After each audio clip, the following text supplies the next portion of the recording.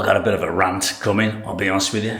As you can see, we're into tester pot hell. Do you remember years ago, you never had tester pots? You used to just look at the tin and go, I'll have that colour, and then went for it.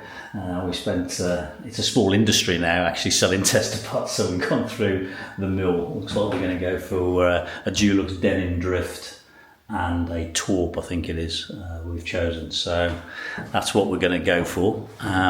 But I went online to order it, and getting hold of paint is getting the right colour paint sometimes a bit difficult to make sure if they're in stock and that. So I thought I just ordered direct from Dulux.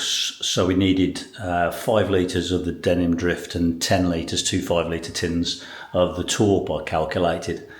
And went on to Dulux, and you know, price of paint is crazy these days, like everything else. That came to £186. And the thing is, it was 3 to 5 days of delivery time, which I didn't really want to wait. So Jane says, well, don't you go and I'll get your collected from B&Q. So I went to B&Q, put exactly the same in. It was £102.